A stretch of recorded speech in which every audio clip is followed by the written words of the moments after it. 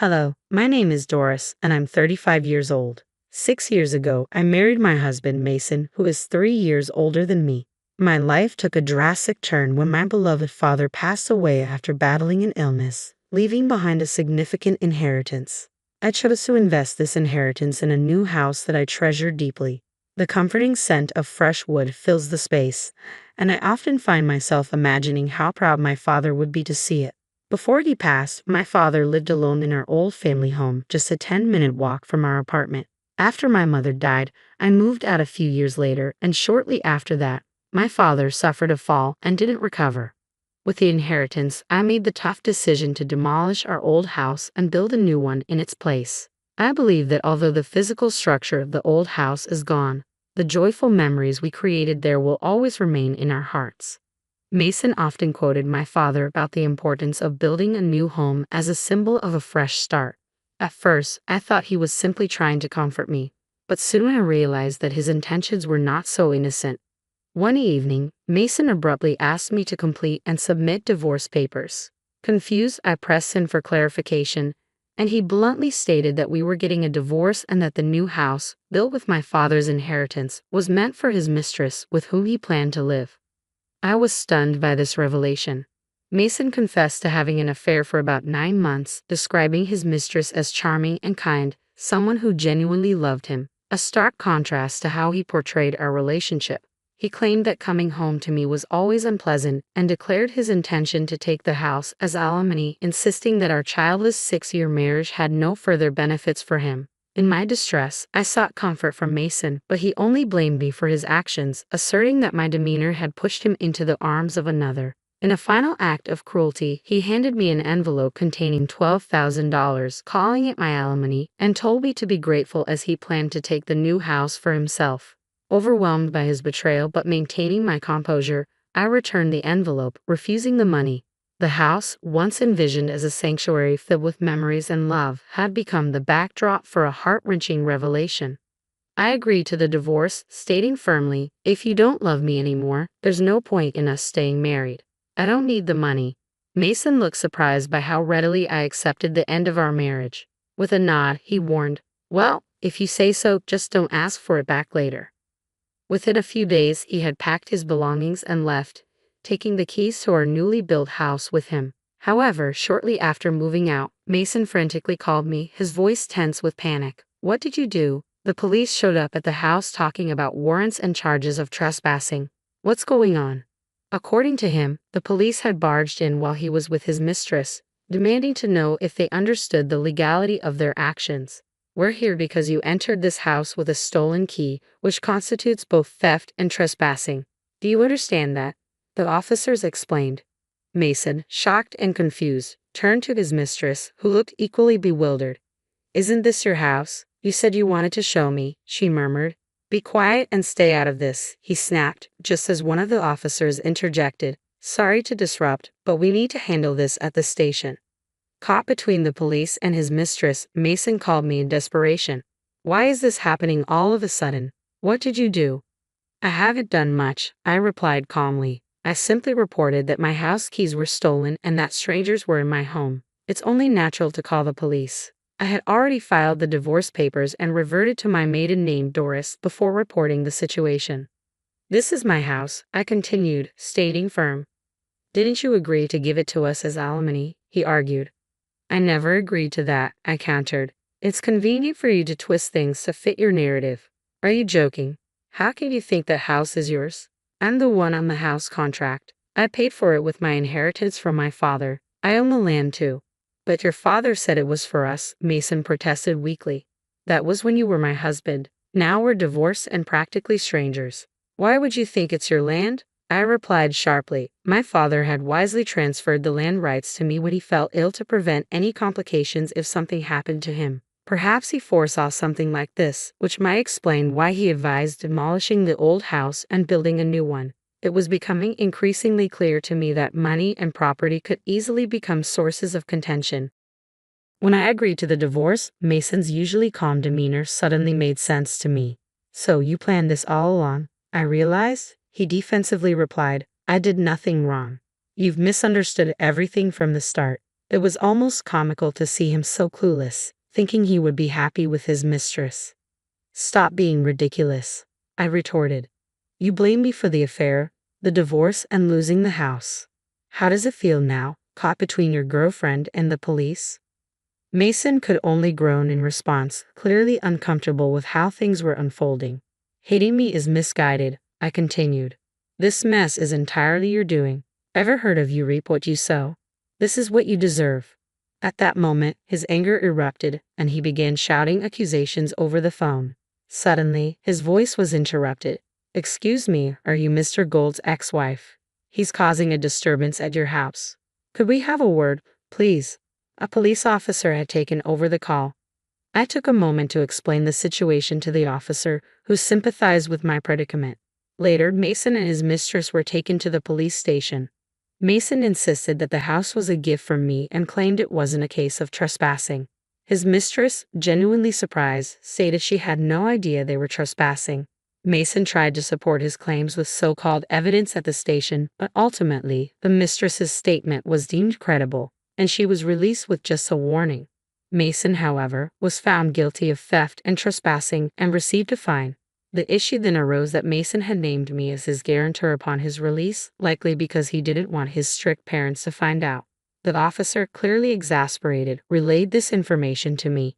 Why should I be his guarantor? We're divorced and practically strangers now, I replied firmly. I have no connection with Mr. Gold anymore, so I refuse. He has parents nearby. Please contact them. The officer informed Mason, who looked visibly frustrated. His parents, already aware of our divorce due to his infidelity, had not yet been informed of his attempt to take the new house. The police call had brought them fully up to speed on the situation. Reluctantly, after his parents requested more details, I agreed to visit Mason's parents' house. When I knocked on the door and began to explain the situation, Mason's mother immediately cut me off. No need to apologize, she said. It's all my foolish son's fault. Did you know about this? I asked, still in disbelief. Well, my son is here with his mistress, she revealed, gesturing to the much younger woman by her side. We were led into the living room to discuss the situation, and to my astonishment, Mason had brought his mistress along, creating an incredibly tense atmosphere. The living room scene unfolded with Mason, the young woman, and my stern-looking father-in-law, Russell. Russell, it's been a while. I'm sorry for the delay, I greeted them. Doris, thanks for coming, Russell responded. I apologize for calling you after the divorce, but I've heard Mason's side of the story. However, I can't fully trust someone who's been arrested for trespassing. Can you tell me your side? I recounted everything as requested. Throughout my explanation, Mason and his mistress kept their heads bowed, avoiding eye contact. What were you thinking, trying to take Doris's new house? Are you insane? Russell demanded of Mason. It's not that simple, Mason interjected, attempting to defend himself. How is it even possible? Russell retorted, clearly frustrated. Your story is completely different from hers. Apparently, Mason had spun his own version of events before I arrived. What were you told? I asked. Russell explained. He claimed you willingly transferred the house to him, then changed your story and reported him, leading to his wrongful arrest. Really? He said that? I was incredulous.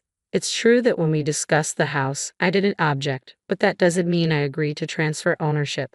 To suddenly claim the house as yours and report it is beyond comprehension. I'm so sorry, Doris, for having such a son, Mason's mother apologized. What are you saying, Mom? Mason exclaimed. I'm telling the truth. Doris wasn't agreeing, his mother replied. She was too stunned to speak, Mason argued, incredulous. How could you misunderstand and still claim to be her husband? I nodded in agreement with Russell despite everything. Mason continued to make excuses. Anyway, you never mentioned owning the land. If I'd known, I wouldn't have done this, he said defensively. If I had told you, you'd have found another excuse to do the same thing, I replied sharply. How can you say that? He countered, gesturing toward his mistress. Were you spending a lot on her? No. Why would you think that? I shot back, feeling a rush of indignation. Right after our divorce, I had no reason to. I unexpectedly ran into one of Mason's colleagues, and during our conversation about the divorce, I received some shocking information that left me reeling.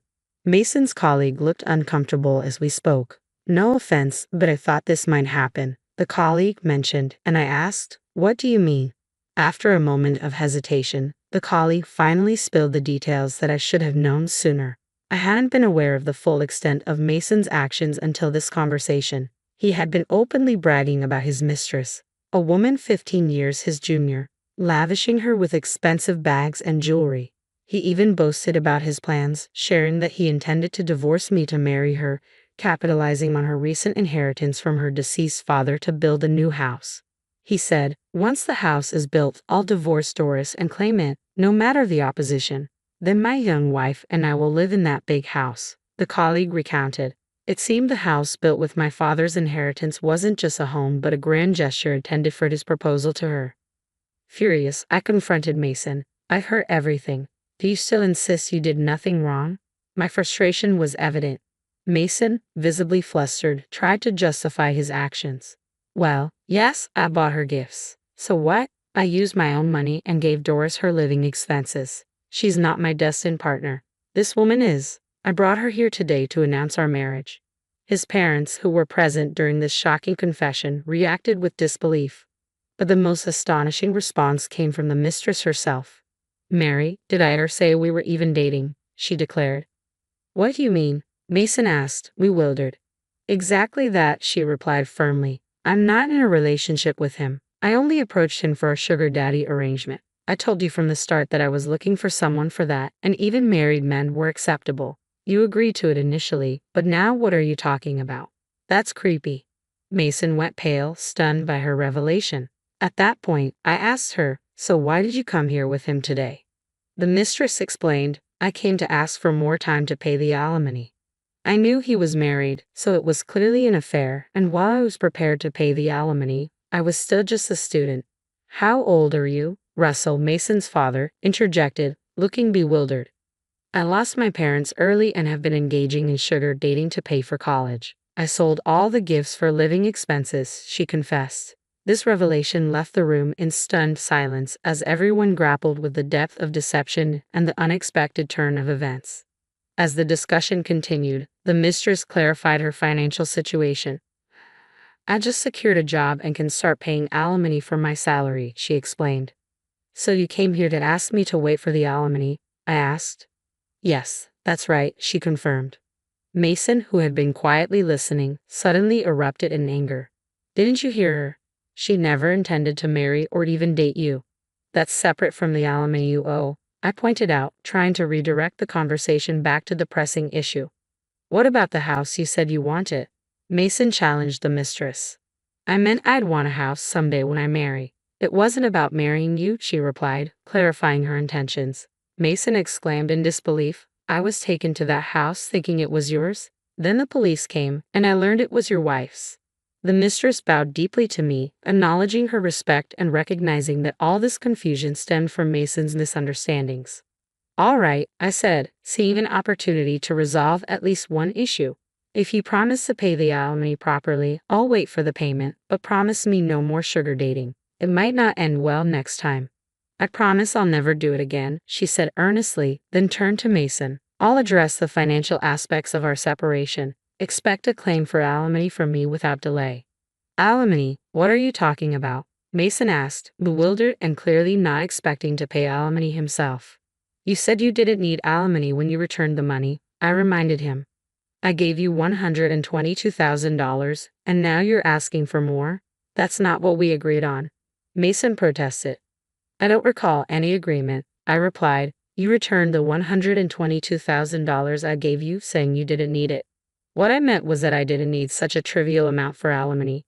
Do you have any idea how much alimony for infidelity is? It's $30,000, I clarified. And you're also at fault for not having children in the 6 years we were married."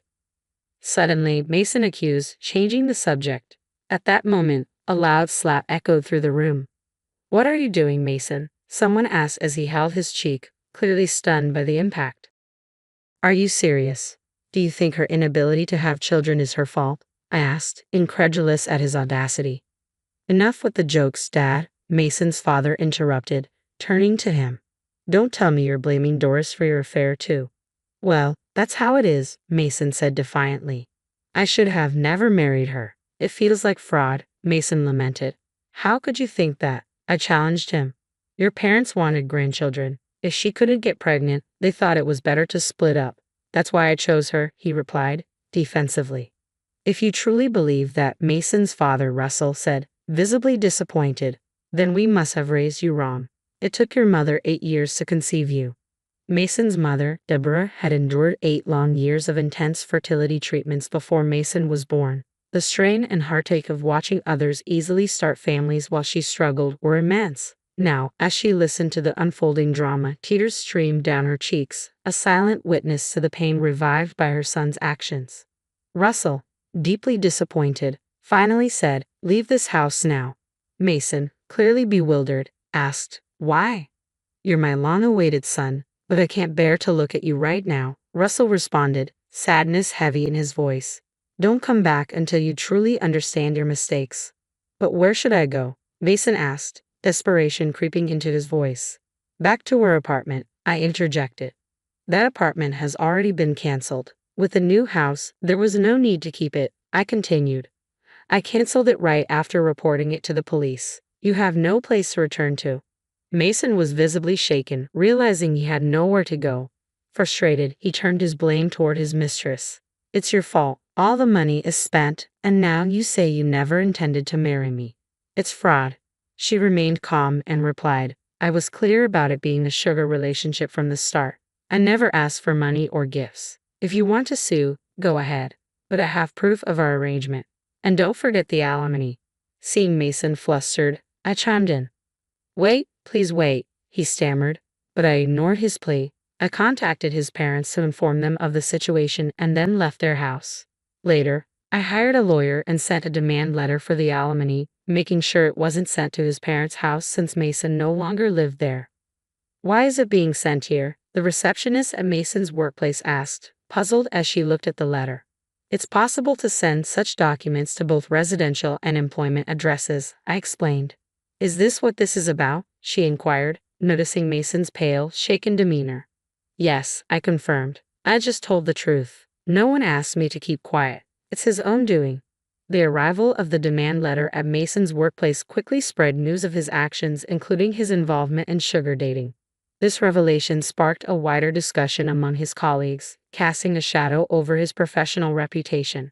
After a series of embarrassing losses and being unable to cope with the whispers and rumors, Mason decided to resign from his job, insisting that he was leaving on his own terms.